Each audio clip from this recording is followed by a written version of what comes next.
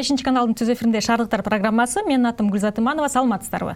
Бүгүн биздин студияда конокто Бишкек шаардык мэриясынын социалдык маселелер боюнча вице-мэри Чыныбаева Айжан Адамкалыевна жана мамлекеттик санитардык эпидемиологиялык борборунун башкы дарыгеринин орун басары Рыскулбекова Айнагүл Байсаловна. Бүгүн биз Борбор калаадагы коронавирус боюнча ахвал жана деги эле Борбор калабыздагы шаардык социалдык маселелер боюнча талкуу жүргүзмөкчүбүз. Айжан Чыныбаевна, саламатсызбы? Саламатсызбы? Айгүл Байсаловна, саламатсыздарбы? Студиябызга кош келипсиздер. Эми негизи эле ушул программабыздын темасы ушул коронавирус боюнча ахвал, анан социалдык маселелер болуп жатат. Азыр акыркы күндөрү тилекке каршы баарыбыз күбө болуп жатабыз. Ушул коронавирус боюнча ахвал курчуп жатат күндөн күнгө.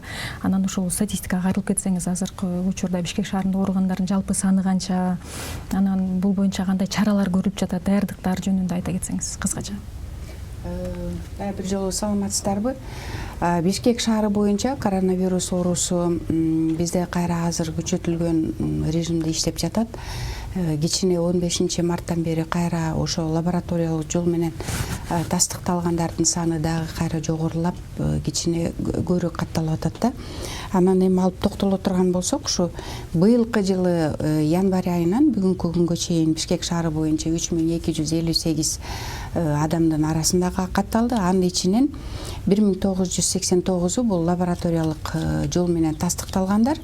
Ал эми клинико-эпидемиологическая пневмония деп атабыз. Бул 1269 кишинин арасында катталды да. Жаштары боюнча алып карай турган болсок, бул оору көбүнчө былтыр дагы ушундай болгон, быйыл дагы статистика жаштар боюнча ушундай болуп атат. 58%. Бул 30-тан 64 жаштагы адамдардын арасында түзүлүп атат да. Андан кийинки возрастной контингент бул 64 жаштан жана жогору жаштагылар бул 61%-ты түзүп атат. Ал эми 18-29 жаштагылар бул 18-29 жаштагы адамдардын арасында катталып атат. 14 жашка чейинки балдардын арасында былтыр статистика боюнча ошо 3%, 5%-ти түзсө, азырына бизде быйыл 3 айдын ичинде 6%-ты түзүп атат да. Бул 14 жашка чейинки балдардын арасы онда катталгандар. Анан 15-17 жаштагы балдардын арасында бул 1,8%-ты түзүп атат. Эми көпчүлүгү жумушта иштеген жерлерин ар кандай себептер менен айтылбай калып атат. Ошон үчүн 44% бул катталгандардын арасынан иштебейт деп кетип атат да биздин статистика боюнча.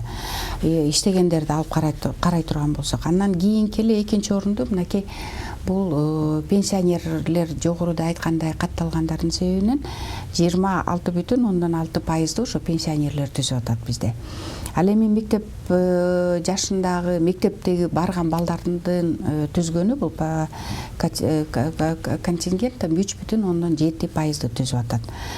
Анан негизги дагы бир айтып кете турган маселе бар. Бул биздин Бишкек шаарында биз өзүбүздүн Бишкекте учетто туруп Бишкекте жашагандарды эле кабыл албайбыз. Биз башка дагы региондор келип бул жакта дарыланса, бул жака анализ тапшырган болсо, бул жактан эгерде лабораториялык тастыкталган жол менен, же болбосо диагнозу Бишкектен коюла турган болсо, биз аларды учетко алабыз. Ошо менен бизде башка өзүбүздөн эле ошо региондордон келгендердики 20-дан 30%-га чейинки пайызды түзөт, ушу катталгандардын арасынан. Анан эми жалпы алып карай турган болсок, ошо жана жогоруда айтып кетпедик, 3258 учур бизде катталды деп ошол бүгүнкү күнгө чейин. Эми буларды биз анализдегенде 147 семейный очаг деп катталды да. Бул эмнени түшүндүрөт? Бул бир үйдө 2, 3, 4 адамдан ооруп калгандардын арасында катталды. Бизде былтыр дагы, быйыл дагы ошо улам маалымат бергенде айтып атканбыз, ушул бул вирус аябай высококонтагиозный вирус. Тест таркап кетүүчү жолдору менен кыйынчылыкты бизге туудурат деп айткан болчук да. Мына ошонун негизинде бизде 147 үй бүлөдө катталып атат. Эгерде алып карасак, бул 2 кишиден ооругандар 121 үйдө болду. 3 киши бир үйдө ооруп калгандар, булар 13 үйдө болду. Бир үйдө 4төн ооругандар 9, бир үйдө 5, же болбосо андан жогору ооругандар бул 4 үйдө катталды. Ушул жерден дагы кичине айтып кетким келет. эгерде бир киши үйдөн лабораториялык жол менен тастыкталган болуп ушул вирус аныкталып чыккан болсо, биз анда ошол үйдө канча киши жашаса ошол кишилердин бардыгы үйдө отуруш керек, эки жакка чыкканга болбойт. Анан үйдүн ичиндеги өзүбүздүн кадимкидей эле санитардык жана эрежелерди колдонуш керек.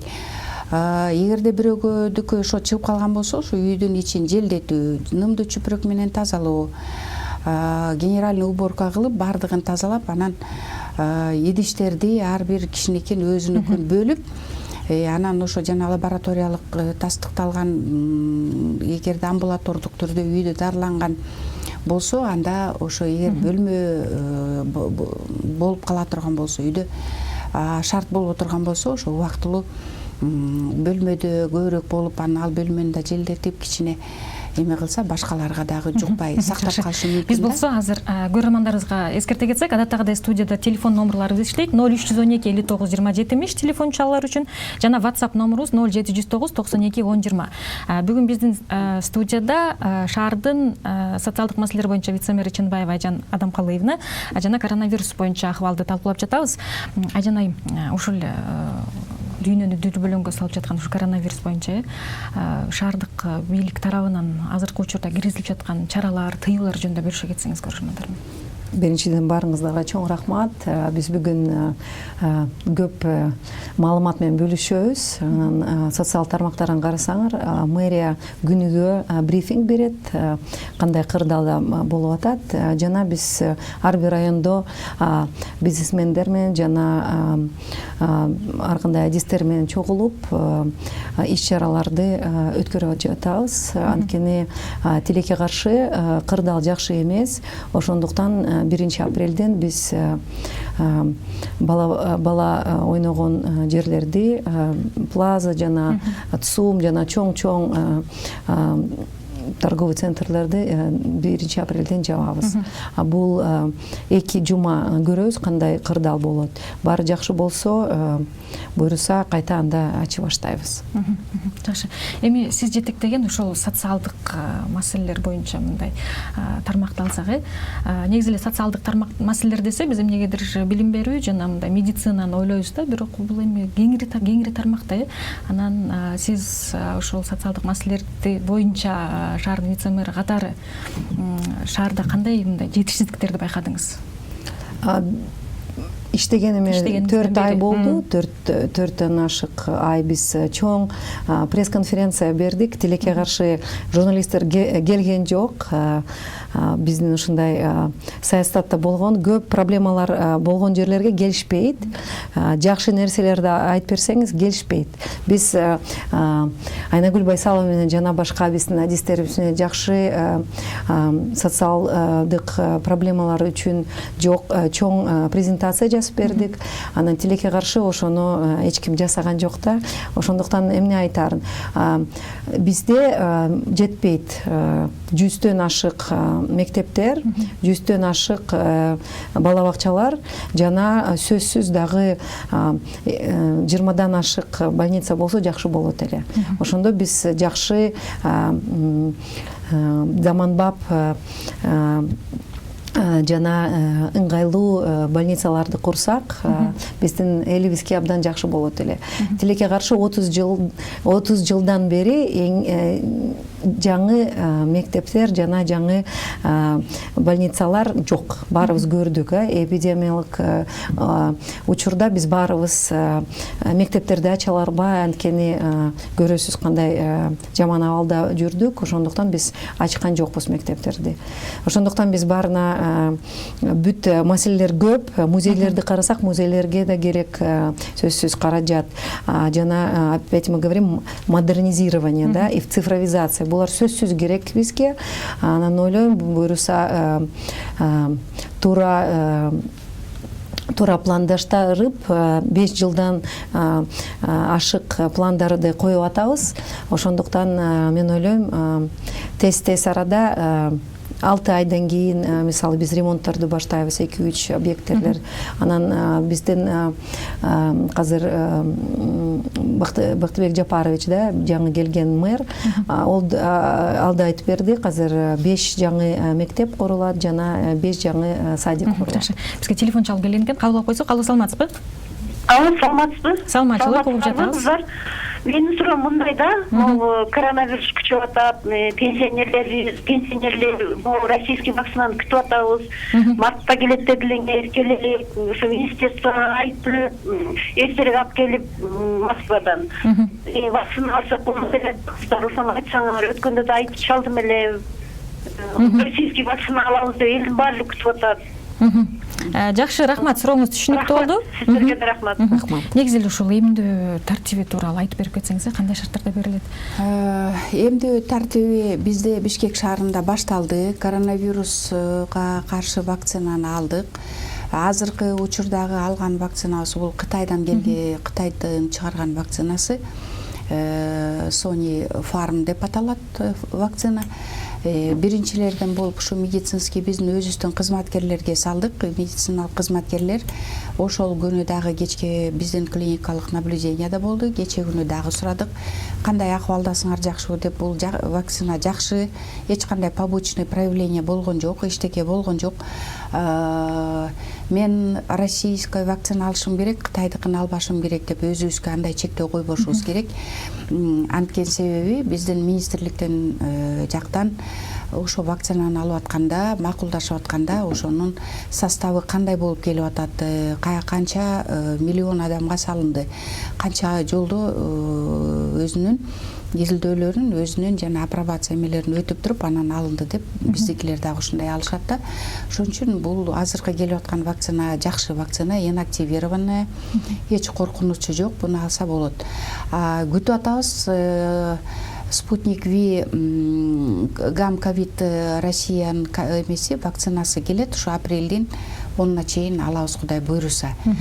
Бизде жалпы Бишкек шаарында 2-чи үй бүлөлүк дарыгерлер борборунда, 7-чи үй бүлөлүк дарыгерлер борборунда, анан 6-чы үй бүлөлүк дарыгерлер борборунда 3 жерге ошо кандай холодильник керек болсо ошонун баардыгын койдук. Ал жерге шартты койдук. Вакцина алгандан кийин медициналык кызматкерлердин көзөмөлүндө алган киши бир 30 мүнөт болуп байкоо жүргүзүп, эгерде баш айланбаса, температура жок, жүрөк айланбай, баары жакшы боло турган болсо, анан үйүнө кой берилет. Ал убакытка чейин кой берилбейт. Ошол жерден врачтар отурат, алардын баары окуду өткөн, окутулган, медицинская сестра сертификатты алган, сертификаттын алган, уруксат берилгендер гана ошол вакцинаны салат. И окуду өткөн врачтар, алар карап, анан кийин бул кишиге вакцина салганга болот деп уруксаты менен гана салынат. Жакшы, рахмат. Бизге дагы бир телефон чалып келген экен. Кабыл алып койсок. Алло, саламатсызбы? Саламатсызбы? Угуп жатабыз. Мен чалдым го, күтүп атам го силерди. Сурооңузду кайра кайталап койсоңуз, түз эфирдесиз. Алло, саламатсыздарбы? Саламатчылык. Сизге суроо берели дедик эле. Жана айтып атпайбы, тиги шаардагы баардыгын прием кылып атабыз, ПЦР депчи. Антип алган жоксуңарбы? Биз тиги айылдан келип деле кайрылсак деле, катта эле ПЦРди өз жашаган жериңизден алууга деп атпайсыңарбы? ПЦР тест боюнча кайтылып жатасыз. Жөн эле айтып атпайсыңар, качан алып атасыңар ПЦРди шаардык санэпидстанциядан? Жакшы, сурооңузга түшүндүк. Сурооңузду азыр мен жооп берейин. ПЦРди азыркы күндө биздин ошо министрликтер тарабынан дагы өзүбүздүн буйрук чыккан. Мен келип ошо ПЦРди тапшырып, өзүм үчүн билип коюшум керек деп тапшыруунун эч кандай кажети жок. Анткени себеби былтыр бизде бул оору күчөгөндө көпчүлүгү басып жүрүп эле бардык жерден каерден контакт болгонун билбейт, бирок бул оору менен ооруду. Биздин өзүбүздүн профессорлор бар, өзүбүздүн кафедра бар. Алар тарабынан бизде дагы канча киши, канча пайыз биздин население ооруду деп алар дагы изилдөөлөрүн жүргүзгөн. Изилдөөлөрүн жүргүзүп, былтыр бизге алар өздөрүнүн жыйынтыгын айткан болчу, жыйынтыгын айтканда биздин население бир 70% чейин киши бул ооруга камтылган да. Эми ПЦРди тапшырганга азыр кажети жок. ПЦРди тапшырыш үчүн сиздер мобильный бригадага кайрыласыңар.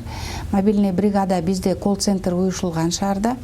118ке чаласыңар, анан айтасыңар мен ПЦР тапшырам, же болбосо кандайдыр бир клиникалык симптомдорум болуп атат деп. Анан келип мобильный бригада, анан алар чечет. Врач өзү назначение кылыш керек, бүт лабораторный обследованияны, же болбосо кандайдыр бир дары назначение кыла турган болсо дагы анда врач өзү назначение кылыш керек да. Анан ушу жалпы элге кайрылат элем, бардыгына кайрылат элем да, ушу бизде азыркы күндө түшүнүк болуш керек да. ПЦРди тапшырганда эле менде ушул коронавирус оорусу бар, же болбосо өзүм үчүн билип алышым керек деген. Бул туура эмес. Коронавирус оорусун врач чечиш керек, коронавирус оорусу барбы жокпу. Анан кайсы лабораториялык изилдөөлөрдү жүргүзүш керек, буну дагы врачка кайрылыш керек да. Бул үй бүлөлүк дарыгерлерге кайрылса болот, же болбосо мобильный бригада. Бул бизде азыр ПЦР анализ эле жасалып аткан жок, дагы азыркы күндө серологическое исследование на антитела деп, антителага дагы жазап жатпайлыбы? Антитела бул организмде ошол коронавирус оорусу болуп киши жакшы болгонбу, же болбосо азыркы күндө бул оору бар бекен дегенди дагы байкоодо да жүргүзөт да. Бул иммуноглобулин М деп коебуз, бул острый периодду көргөзөт. Ал эми иммуноглобулин G бул деген уже ооруп бүткөндөн кийинки көргөзөт дагы, ал G болот да. Вот ошон үчүн бул врачтар бар эле ошо ден соолукту, организмди кандай эмне экенин толук маалымат алып жетсек болот да. Эгер канын составында ушундай жетиштүү антитела чыкса, демек ал жаран эмделбей эле койсо болот. Эмделбей эле койсо болот. Эгерде антителасы 5тен жогору боло турган болсо, анда ал жаран эмдөөнү албай эле койсо болот. А эгер 5тен төмөн болуп түшүп кеткен болсо, антитела дагы улам ай өткөн сайын антитела өзүнүн эмесин жоготот, анда алыш керек. Кана карап атабыз. Жакшы, жооңузга рахмат. Биз маегибизди кыска жарнамалык тыныгуудан кийин узартсак.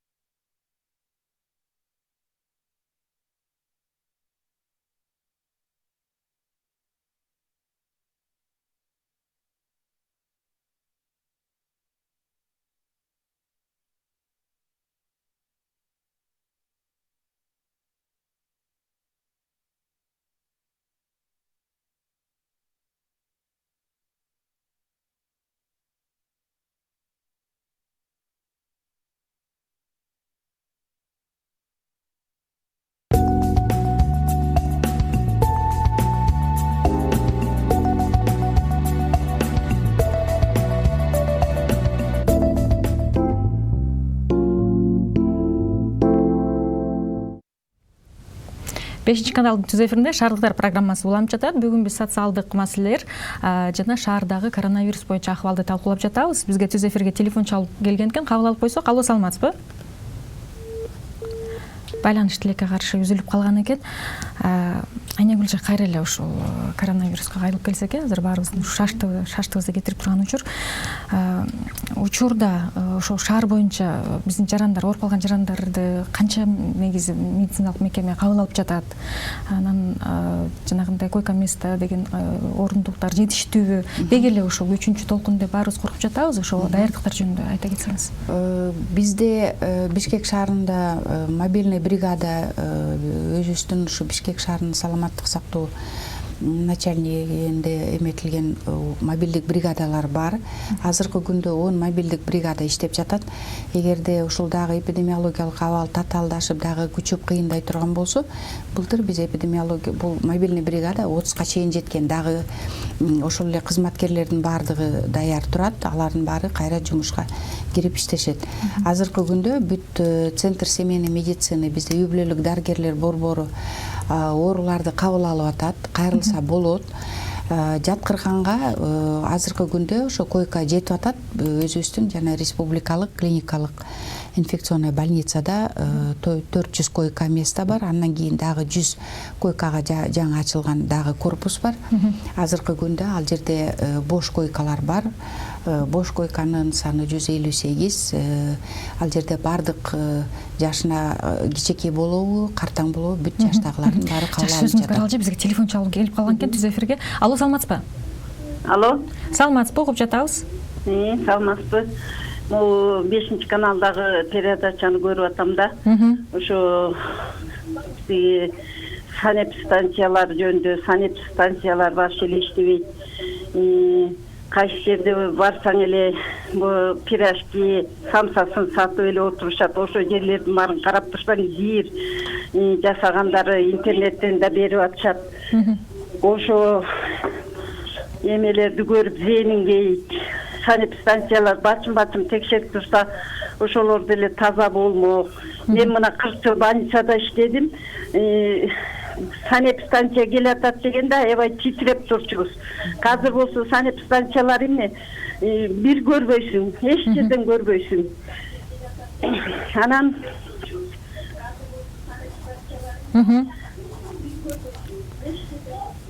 Жакшы. даже тиги мындай эле эмете калып эле иштегендер бар. Ал жерде деген сан книжкасы менен, уруксаты менен мондай строго иштетсе, таза болмок, тазалык ошо жерде сакталып турмак.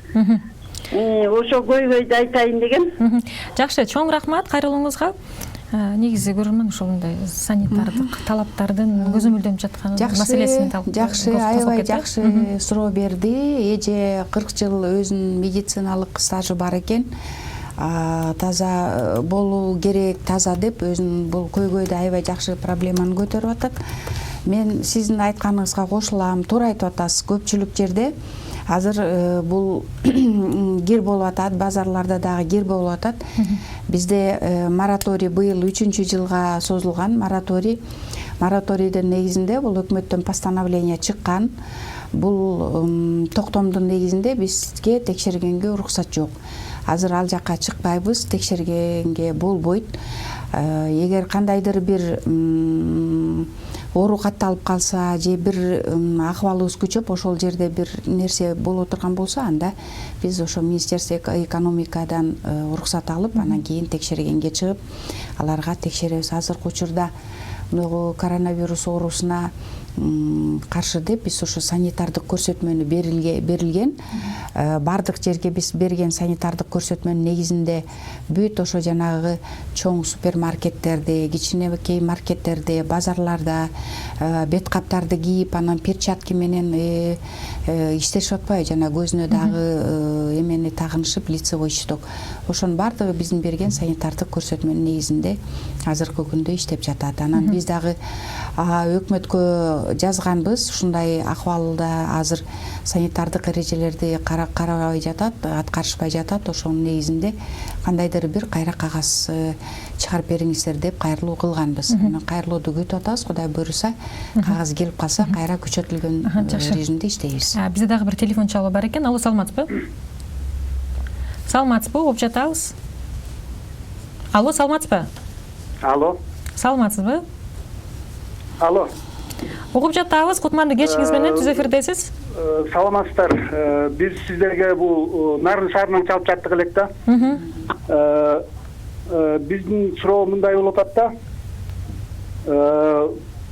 Биз мына тет илгери Калыгул Олуя айтканда, ушул Кытайдан качып кутулуу жолдорунчу. Биз болсо ошол Кытайдан эмне кылып кетпейбиз деп мына элдин баары эле аракет кылып атсак, мамлекет болбой эле кайра ошол Кытайга эле жабышып атат да.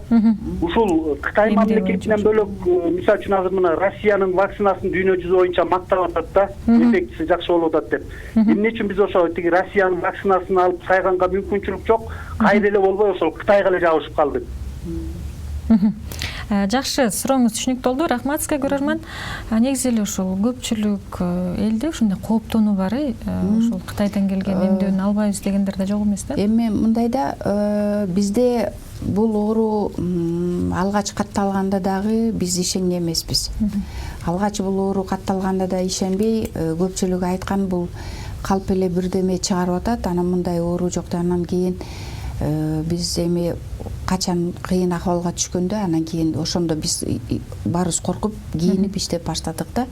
Азыркы учурда жогоруда айтып кеткендей Россия вакцинасын күтүп атабыз. Эртең 1 апрелде келет деген, апрелдин башында Кудай буйруса алабыз. Алгандан кийин ошо российская вакцинаны ишенгендер алса болот ошону. Калгандары азыр Кытайдын вакцинасы деле жакшы болуп атат, жакшы эле алышып атат. Но Россияныкы келет вакцина, гам-ковид вакцина, Спутник V-ники биздин саламаттык сактоо министрлиги ал жака чуркап аракет кылышып, баардык заявканы берилген. Келет, буйруса алабыз. Жакшы, рахмат. Бизде дагы бир телефон чалып келип калган экен. Алло, саламатсызбы? Саламатсызбы? Угуп жатабыз, сүйлөй бериңиз. Менин суроом мындай болот эле да. Мен ушул азыркы жаш өспүрүм балдар азыркы учурда ооруп атпайбы? Анан ошол бере бериңиз. Ошол анан ушул балдардын арасында азыркы Кудай сактасын эми балдар эч качан оорубасын го, любой ата-эне балдардын ооруганын каалабайт да. Анан ушул жаш өспүрүм балдар ооруп атканын арасында өлүк болуп атабы, же балдар каза болгон жокпу, болуп атса жашырып атабы министерство, ошол боюнча сурайын дедим эле да. Аябай көп болуп балдар ооруп атат, больницалар бити болуп атат деп угуп атам да. Ошол суроомо жооп берип койсоңуз жакшы болот эле. Жакшы, рахмат. Деги эле 4-чейрек башталган жатат, ошо мектеп окуучуларында ошону жаатында мындай орчундуу маселе экен. Балдар, жаш балдар арасында оору аябай көп катталды деп айта албайм. Жогоруда айтып кеткендей, ушу быйылкы жылы 3 айдын аралыгындагы 14 жашка чейинки балдардыкы 6% түзөт. Алардын ичинен алып карасак 80% ооруп калган балдардын 80% булар үйдө дарыланган балдар. Калгандары стационарда, больницада дарылангандар. 80% бул үйдө дарыланган дегендин эле жыйынтыгын айтсак болот. Бул көбүнчө жаш балдардыкы жеңил өтөт. Жеңил түрүндө клиникалык симптомдору көп билинбейт. Көбүнчө лабораториялык жол менен эле тастыкталган болот да. Балдар арасында өлүм жок. Азыркы күндө мен ошо жогоруда айтып кеткендей республиканская больницада болгон азыркы күндө 8 бала жатат. Алар дагы клиникалык симптомдору жок. Көбүнчө лабораториялык жол менен тастыкталган балдар. Анан ошонун негизинде кооптонуп больницадан дарыланып чыгсын деп жаткырылган. 4-чейрек эртең Кудай буйруса ачылат, мектептер иштеп баштайт. Барып жүргөн класстагы окуп жаткан балдар ошолор окушат. Онлайн окуп жаткан балдар кайра эле онлайнда болушат 4-чейректе. А берки балдар болсо полностью ошо жанагы санитардык эрежелерди аткаруу менен биздин медициналык кызматкерлердин көзөмөлүндө окушат. Жакшы. Жана биздин WhatsApp номерубузга бир суроо келген экен. Саламатсыздарбы дейт. Пенсия көбөйөт деди эле, ошондой эле балдардын жөлөк пулу дагы көбөйөт деди эле. Бирок кошулган жок. Анын үстүнө азыр майда барат, продуктлар абдан кымбат болуп жатат деген суроо келиптир да. Негизи эле ошол көйгөйлүү маселе болуп жатпайбы? Учурда азык-түлүк товарлары күндөн күнгө кымбаттап жатат. Анан бул учурда биринчи кезекте мындай калктын аярлуу катмарларына сокку келип жатат да. Ушул шаардык мэрия тарабынан ушундай аз камсыз болгон үй бүлөлөргө учурда жардам берилип жатабы? Берилип жатса кандай тартипте, ошол жөнүндө айта кетсеңиз. Бизде ар бир районда бар управление социального развития. Аякта учетто турган үй бүлөлөргө биз ай сайын берилет акча. Майып болгон балдар үчүн же кишилер мисалы үй бүлөдө 3-4 баладан болсо да биз көмөк берилет. Тилекке каршы бул баа боюнча биз эчтеке айта албайбыз. Бул дүйнө жүзүндө ушундай чоң экономикалык жаман абал болуп атат. Ошондуктан биз Кыргызстанда көп импорт алабыз. Ошондуктан бүт баалар азыр өсүп атат бүт өлкөдө. Жакшы, бизде дагы бир телефон чалуу бар экен. Алло, саламатсызбы? Саламатсызбы? Угуп жатабыз, сүйлөй бериңиз. Мен билейин деген суроо. Саламатсызбы? Сүйлөй бериңиз, угуп атабыз.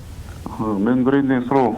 Биздин шолтурабызда кайым айтып атат, Кытайдын вакцинасы жакшы депчи. Анан айтайын дегеним, эгерде ошо Кытайдын вакцинасынан кандайдыр адамдар өлүмгө дуушар болсо, же терс таашилерин тийсе, ушул айым сот жогуна тартылганга даярбы өзү? Жоопкерчилик мойнуна алабы? Сурооңуз түшүнүктүү болду. Эми негизи эле ушу көрөрмандар дагы бир жолу кайталап кетет окшойбуз. Кандай шартта, канча мындай экспертизадан өткөрүлүп, анан жөн эле келе бербейт деген нерсени ошол көрөрмандарга дагы бир жолу кайталап кетет окшойсуз. Бул вакцина биздин саламаттык сактоо министрлиги тарабынан сүйлөшүлүп, ошо биздин министрлик тарабынан алынган. Биздин өзүбүздүн министрлик бизди баарыбызды окутуп, алар анан окуткандан кийин министрликтин буйругунун негизинде биз үй бүлөлүк дарыгерлер борборлугуна коюп, анан азыркы күндө жасап атабыз. Бул вакцина инактивированный вакцина. 2 этап менен салынат. Биринчи этап азыркы алгандар кайра 21 күндөн кийин дагы экинчисин алат. Бизде кече күнү 2 күндөн бери жасап атабыз. 2 күн жасагандагы алган кишилердин арасынан эч кимде побочный проявление болгон жок. Побочный проявление болгон жок. Эч ким жаман болуп атам, же болбосо бирдеме өзүмө жаман сезип атам, андай айтылган жок. Алар ошо биздин эмеде медицина кызматкерлеринде наблюдениеде турат. Азыркы күндө алышып атат. Жакшы. Бизде дагы телефон чалуу бар экен. Алло, саламатсызбы? Саламатсызбы? Саламатсыз, меникин алдык ысым азыр кошум деди го. Азыр түз эфирдесиз. Сүйлөй бериңиз, сурооңузду бере бериңиз.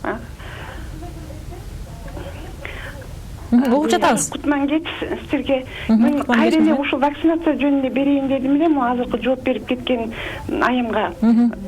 Бул негизи вакцинация салынгандан кийин бул кесиптин ээлери, специалисттер айтып атат, бул 3 айдан 6 айга чейинки результаты ошол убактарда бул билиниши мүмкүн, көрүнүшү мүмкүн депчи.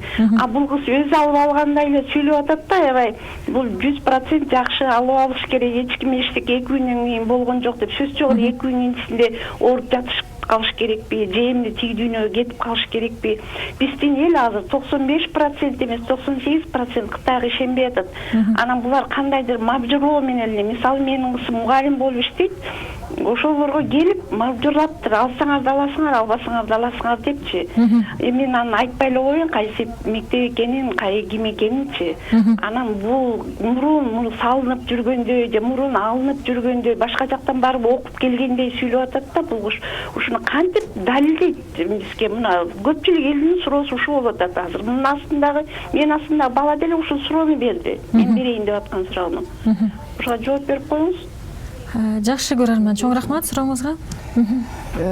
Сурооңуз аябай жакшы. Сиздер туура кабатыр болуп атасыздар. Бул вакцинаны биз туура айтып атасыз. Бул биринчи жолу алып атабыз. Биринчи жылы бул өзү негизи башка дүйнөдө алар дагы биринчи жолу алышып атат.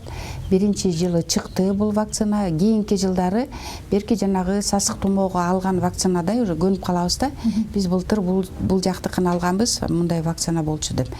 Эми азыркы күндө эмне үчүн мен улам инактивированный деп айтып атам? Анткени себеби инактивированный деген сөздүн өзү бул ошол жанагы вирустун өзүн өлтүрүлгөн вирус да, ошону слабый кылып туруп анан жазатылган вирус. Ошон үчүн буну инактивированный деп коет.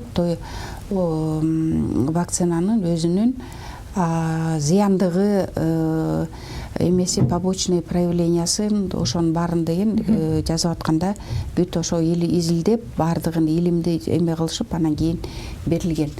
Эми биздин өзүбүздүн баш ийген биздин саламаттык сактоо министрлиги бул вакцина тууралуу сүйлөшүп баардыгын бүтүрүп анан кийин ошо тастыкталгандан кийин өздөрүнүн чечими менен алып Бир келди. маселени козгоп кетти. Ушул кызым мектепте иштейт, анан мажбурлап алдырып жатышат дегенчи. Ал туура эмес.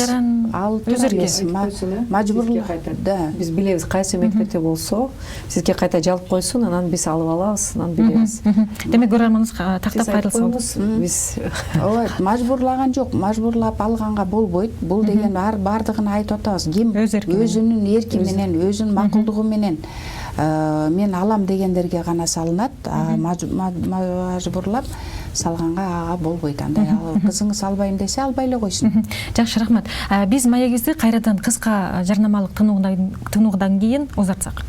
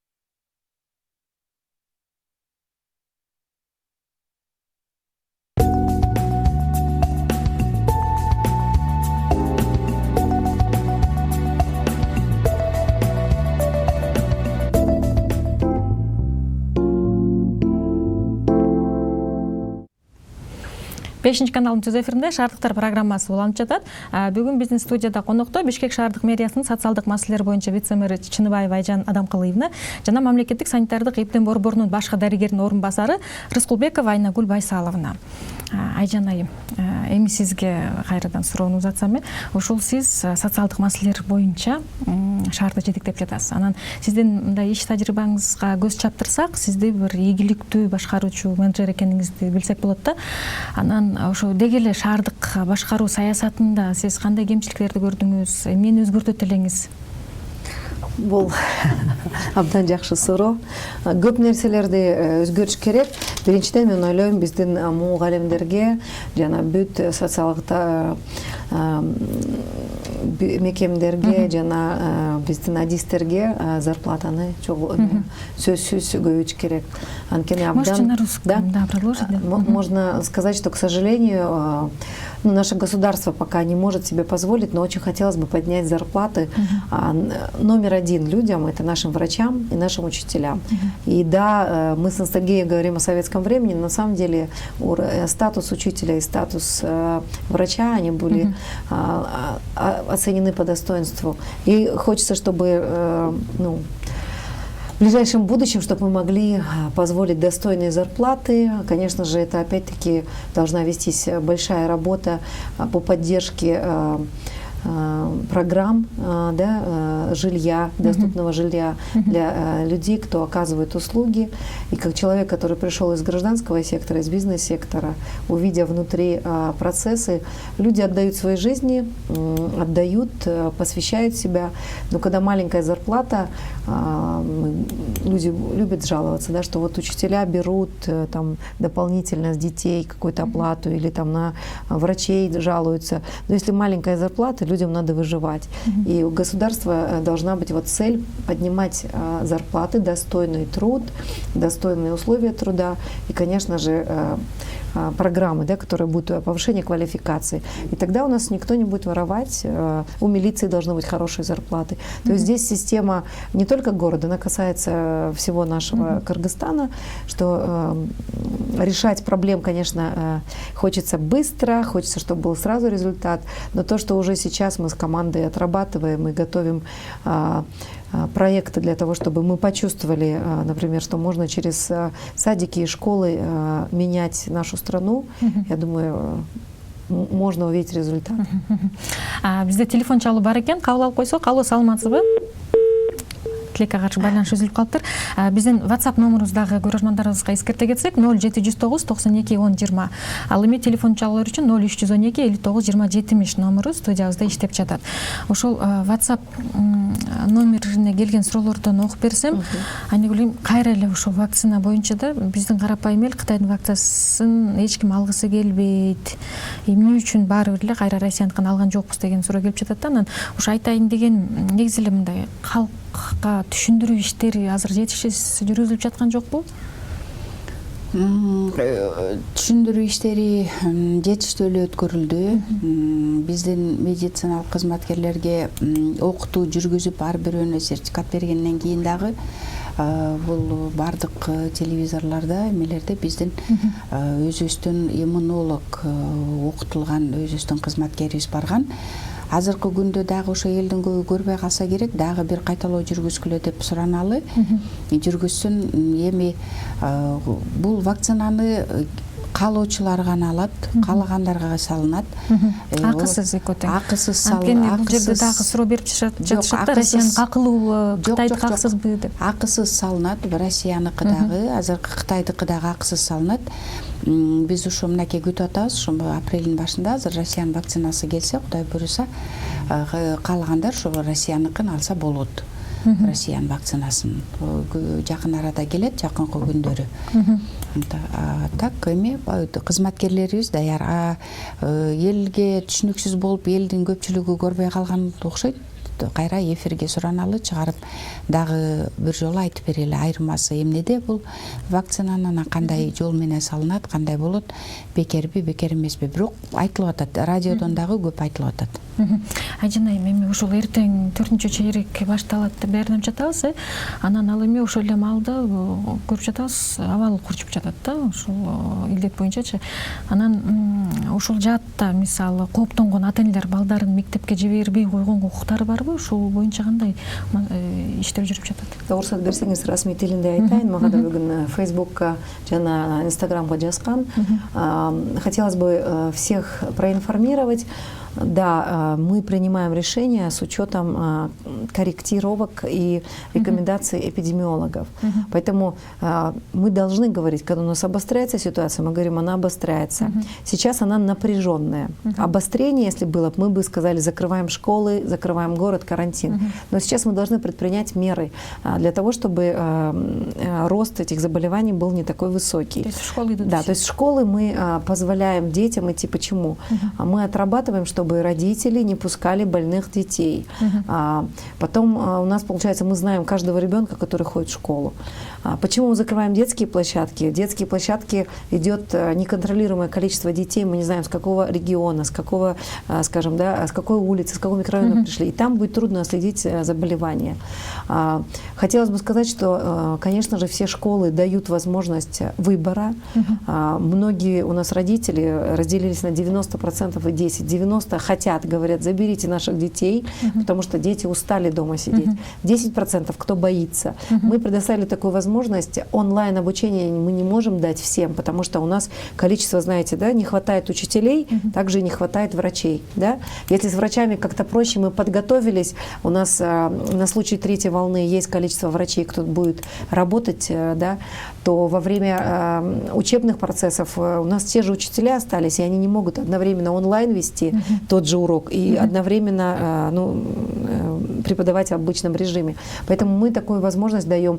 Вы можете приходить, родители, забирать домашние задания, учитель дает домашние задания, в течение недели контролирует, то есть дается возможность учиться домашнего образования, получить домашнее образование. То есть, и если вас заставляют... Обучение не будет, да? Да, то есть есть какие-то, это все индивидуально, какие-то школы могут себе позволить, а кто-то не может. И тогда вот сегодня вопрос писали, я вот мама 3 детей, дети у меня маленькие, я типа сама когда-то преподавала, я могла бы своему ребенку преподавать. Мы говорим, пожалуйста, вы пишите напишите объяснительную, да, что вы не берете ответственность, ребенка будете сами обучать, но мы будем давать домашние задания. Если вас заставляют ходить в школу, пожалуйста, пишите в Facebook, на сайт мэрии. А те, кто вас заставляют ходить, мы будем с ними разговаривать, потому что мы разрешаем, даем две возможности. Также насчет вузов у нас читатель пишет: здравствуйте, в данное время студенты вузов учатся онлайн. Это не опасно ли? В частности, университет Арабаева, например, позвал своих студентов обучаться. И вот вообще вот в я целом, хотела бы сказать, насчет что вузов можете информацию дать? Вообще для наших жителей города Бишкек, если у вас есть телефон, а у вас он точно есть, зайдите на сайт мэрии, посмотрите структуры мэрии, за что отвечает мэрия. Вот, например, школы и садики, за это отвечает мэрия, за здание. За учебные процессы отвечает и за контент отвечает Министерство образования. То есть Министерство образования решает также, можно ли университетам обучаться и колледжам. Поэтому если университет так посчитал и Министерство образования, значит, у них есть свои решения. Бирок ушул сиз мисалы Айнагүл айым ушул боюнча кабардар болушуңуздар керек э? Университеттер азыркы учурда расмий түрдө окуп жатышабы, жокпу? Университеттер окуй элек, университеттер Айрым окуу жайлары окуп жатат деген маалымат келип жатат. окуп жатат, медицинский медакадемия окуп жатат, медицинский академияны окутту. Анткени себеби ал балдардыкы онлайн менен окуганга болбойт экен. Көп программадан, көп нерседен арта калып калды деп аны окутуп атат. Анан бул вуздар, колледждерди ошо биздин Министерство образования чечет, биздерге карабайт, алар өздөрүнүн программасы, өздөрүнүн ректорлору менен аларга. Жакшы. Бизде телефон чалуу келген экен. Алло, саламатсызбы? Саламатсызбы? Угуп жатабыз. Мен бул санэпидстанциянын өкүлүнө суроо берейин дедим эле. Саламатсызбы? Саламатчылык. Бул санэпидстанциянын өкүлүнө суроо берейин дедим эле. Бере бериңиз. Айтыңыз. Вакцина келди деп атпайсызбы, китайский вакцина? Сиз өзүңүз алдыңызбы ошону? Жарликсизби? Арлик болсоңуз эмнеге албай атасыз? Жакшы, негизи ушундай суроо келиши күтүлгөн болчу да. Жакшы суроо бердиңиз. Бизде мен иштеп жаткан мекемеден экөө алды, бирөөсү аял, бирөөсү эркек киши, экөөсү тең алды. Азыркы күндө жакшы алар. Мен алган жокмун, анткени себеби меники антителам 10 экен.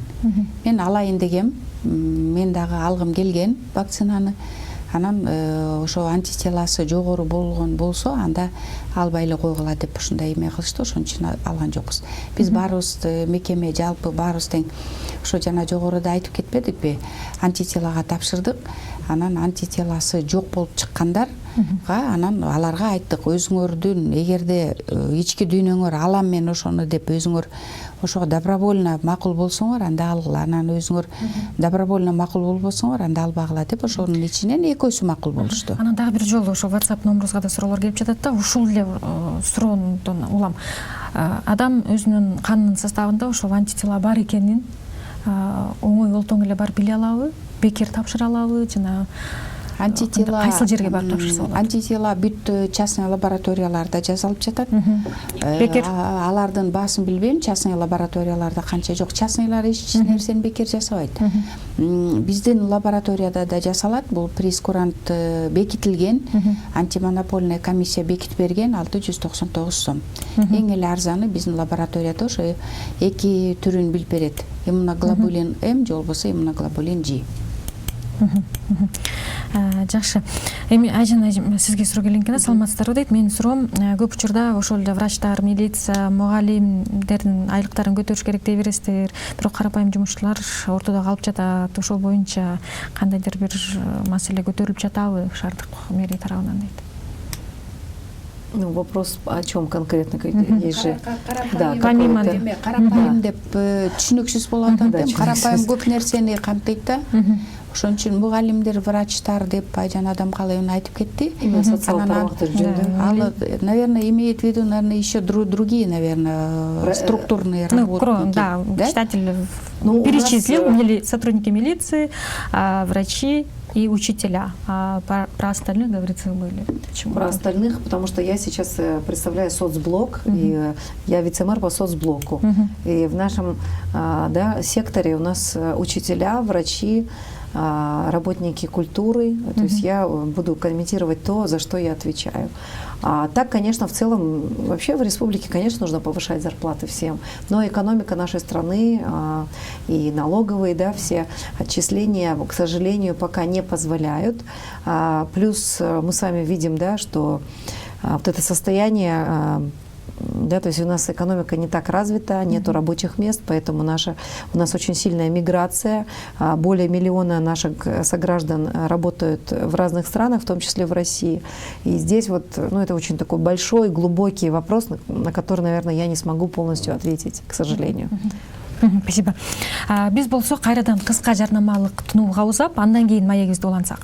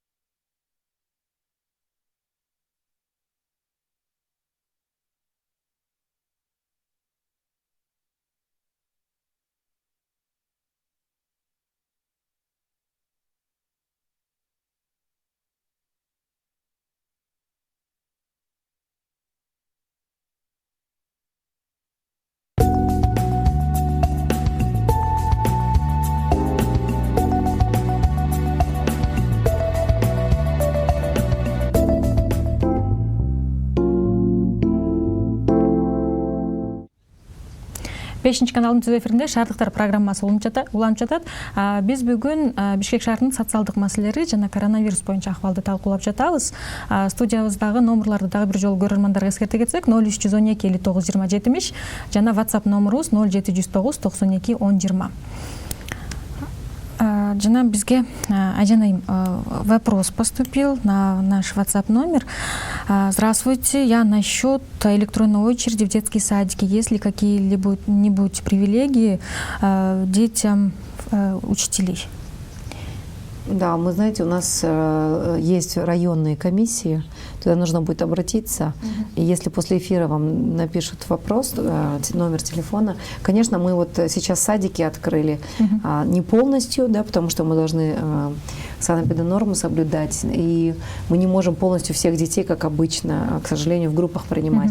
Но у нас предпочтение отдается именно детям учителей и соцработников.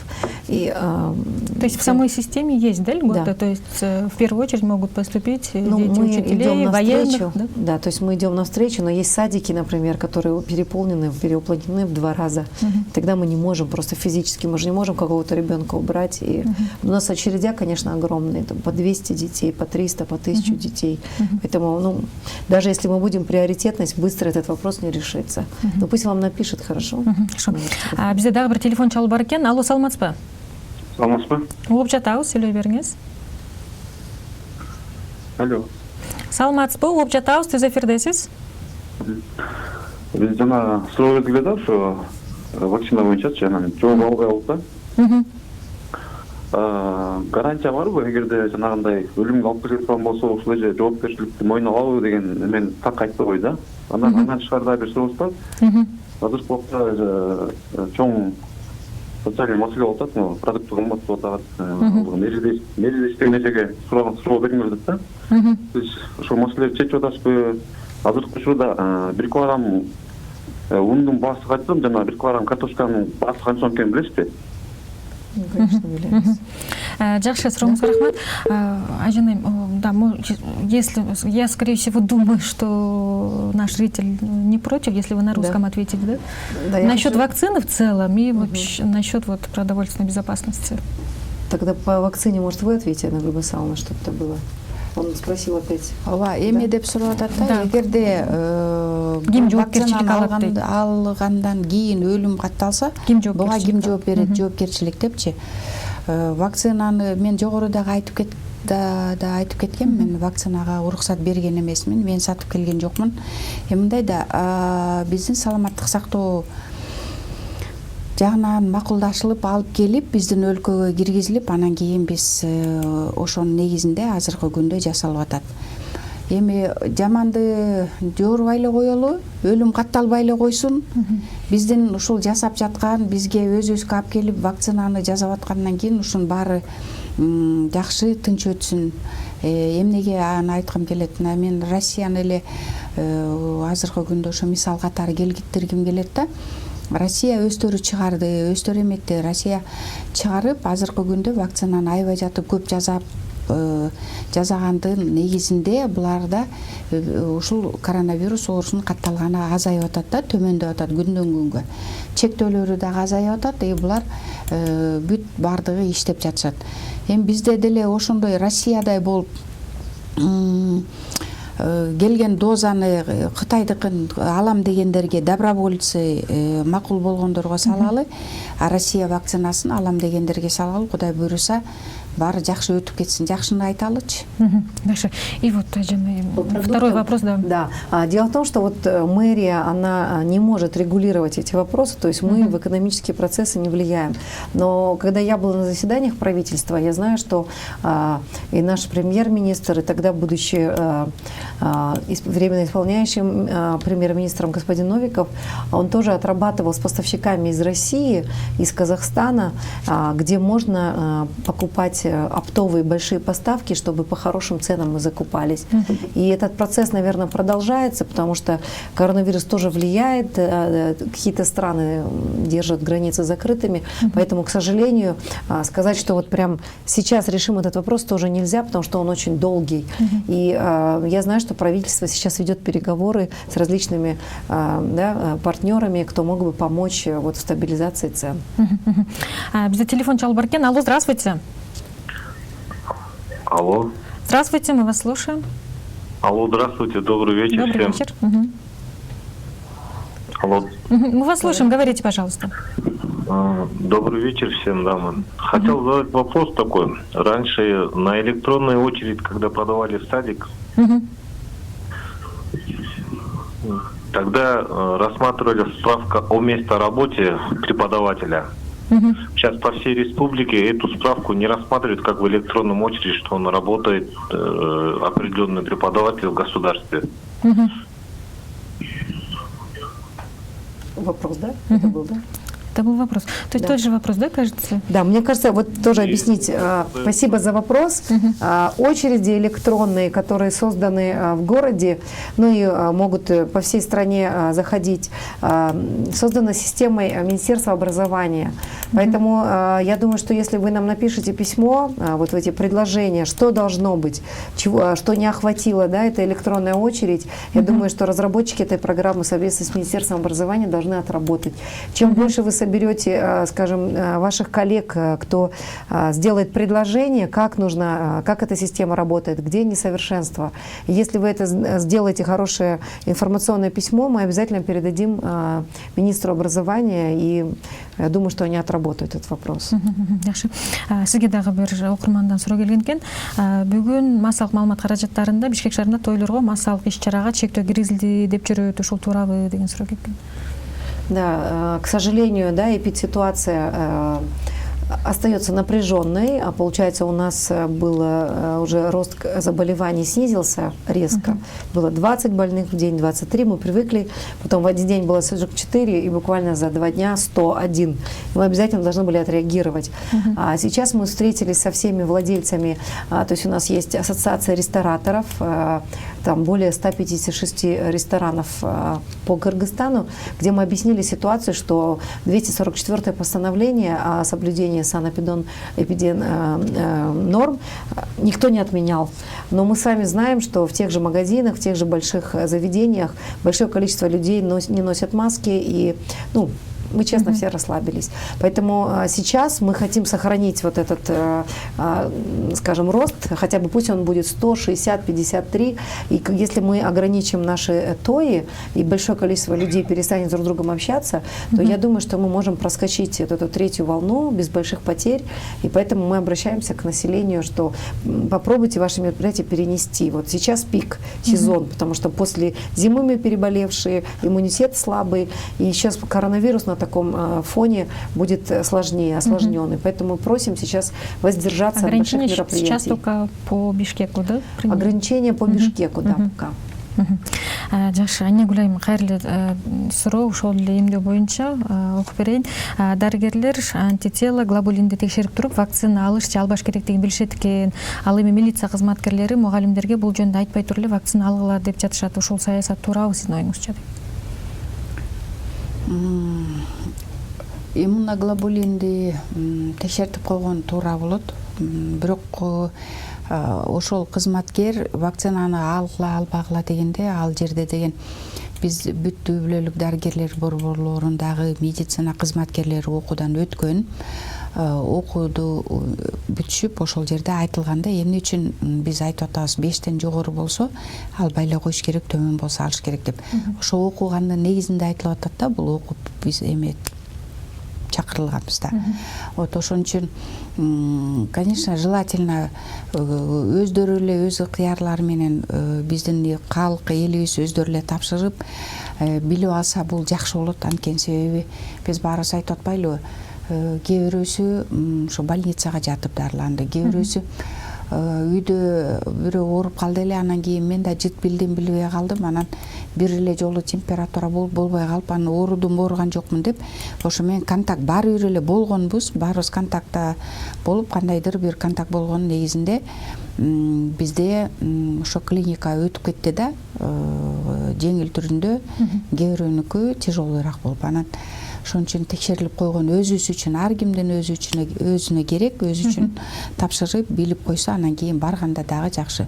Милиция кызматкерлери баары чогулуп эле барып текшерилсе болот. Эч кандай мажбурлоо жок. Мажбурлоо жок, эч кандай. Буну текшерилгенге дагы мажбурлоо жок, вакцина алганга дагы. Анын баардыгы өз ыктыяры менен барыш керек. Анда эмесе Айнагүл айым, Айжан айым, ушуну менен биздин программага бөлүнгөн убакыт дагы аягына келип жетти.